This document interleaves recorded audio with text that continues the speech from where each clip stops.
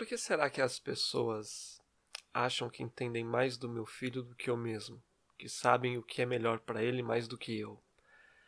É curioso, né? Quando a gente tem um filho atípico, acho que é a forma correta de se dizer. Eu posso dizer que de repente eu sou um pai tipicamente atípico, porque eu tenho um filho dentro do transtorno do espectro autista e tenho uma garotinha que não. Mas de qualquer forma, é muito curioso. Recentemente as aulas voltaram, né? E é sempre um transtorno. Então, hoje meu filho tem 12 anos e a vida inteira de terapia, ele foi diagnosticado com autismo há uns 2 anos e meio. E a gente sempre trabalhando com as terapias para ajudá-lo. Aí veio a pandemia e aí a escola teve que ser interrompida, né? A frequência na escola, né? E vale ressaltar também que ele não é alfabetizado, não é nada ainda, não. E essa parte a gente pode deixar para um outro dia, porque essa questão da alfabetização é uma luta bem complicada também. Mas vamos lá. Aí teve que retomar as aulas agora. Ele ele está dentro do nível de suporte 2, né? Considerado o nível de suporte 2 ou de um grau moderado.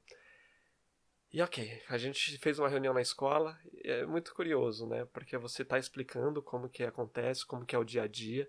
A gente faz questão dessa reunião antes de levar ele. E a gente frisa muito no período de adaptação, né? Porque é difícil. Se para qualquer pessoa é difícil essa retomada, para ele também deve ser muito mais. Ele enfrenta muitos mais desafios que a gente. A gente explicou e a gente orientou, e uma coisa que fica na nossa cabeça é que a escola parece que ela sempre está preocupada com a grade de horário. E não muito com o bem-estar dessas pessoas. Ok, mas tudo bem, vamos lá. Tem essa grade de horário, tem que ser respeitada, mas o principal de tudo é o bem-estar dele. Tem que ser de uma maneira respeitosa, né? Tem que ser de uma maneira legal para ele também. Mas, ok, nessa escola a gente não teve problema, a gente começou e ele tá fazendo 1h30 por dia.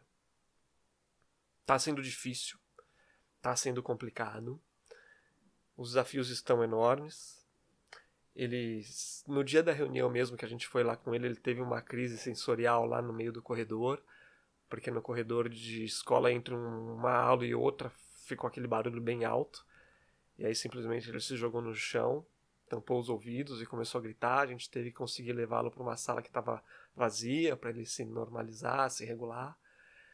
Mas de qualquer forma parece que, e nos outros dias, né, parece que ainda perguntam: vamos aumentar o horário dele, vamos aumentar o horário dele, porque ele tá ficando bem aqui na escola.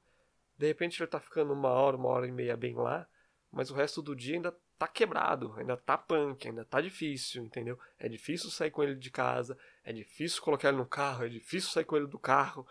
Então, por mais que ele pareça estar bem lá, mas o pareça estar bem lá aconteceu de 2 vezes de uma semana, ele simplesmente estar deitado na frente da porta de entrada da escola, esperando a gente voltar.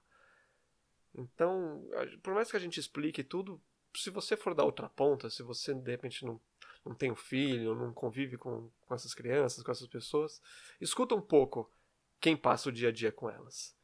Porque minha esposa e eu, 24 horas por dia com ele. A gente entende muito bem o que acontece. Se a gente está dizendo que ele precisa de um tempo, ele precisa de um tempo. Isso tem que ser respeitado. Isso tem que ser validado também.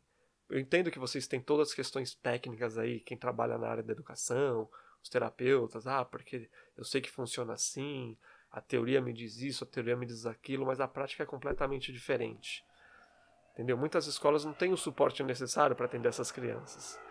Já aconteceu também da gente chegar e ele está, por exemplo, mexendo no aparelho celular para fazer passar o tempo. Então, de que adianta ele ficar 6 horas numa escola nessa condição? Do que adianta ele ficar numa escola 6 horas deitado ou metade do tempo dormindo numa carteira? Se for para ficar desse jeito, eu prefiro que não fique. Mas aí sou eu. Eu sou um pai. Eu tenho muito lado do pai. Então eu tenho essa questão muito emocional também. Mas por outro lado, por viver o dia a dia, eu entendo a parte racional da coisa. Entendeu? E eu sei que ele precisa do tempo dele, precisa ser respeitado. E além do tempo dele ser respeitado, o nosso também, eu como pai, minha esposa como mãe, quem convive o dia a dia com essas pessoas, elas também precisam ser respeitadas, precisam ser ouvidas. Então elas precisam ter um lugar de fala. Porque é muito difícil a gente ficar nessa situação de Ah, porque ele tem que ficar, ele tem que fazer, ele vai ser alfabetizado, ele tá com 12 anos, não, a gente vai conseguir fazer um trabalho. Gente, por favor, é difícil, entendeu? É difícil. Pode ser que seja, pode ser que ele consiga ser alfabetizado, mas parar uma turma de 25, de 30 alunos para alfabetizá-lo não faz sentido nenhum. É muito difícil. Entendeu? Eu entendo da boa vontade de todo mundo que está ao nosso entorno está trabalhando para o bem dele, mas por outro lado a gente tem que respeitar esses pontos. Isso não acontece só em escola, isso acontece em todas as esferas da vida. Entendeu? Às vezes você vai em algum lugar, olha e fala, nossa, como é mimado. Caralho. Se você, entendeu? Se você entendesse o que é mimado, se você vivesse o dia a dia, você ia entender que mimado é o que menos é. Às vezes a gente até se sente mal de tão rígido que a gente é, com a educação que a gente tem que dar para a coisa funcionar. Então vamos lá, escuta um pouco, sabe? É um vídeo meio desabafo. Eu só estou fazendo aqui isso daqui para poder, de repente, abrir outras frentes, a gente ter uma discussão legal, porque é difícil levar isso para frente. Então a gente precisa ter pelo menos um canal, e hoje em dia é mais fácil a gente ter essa voz ativa.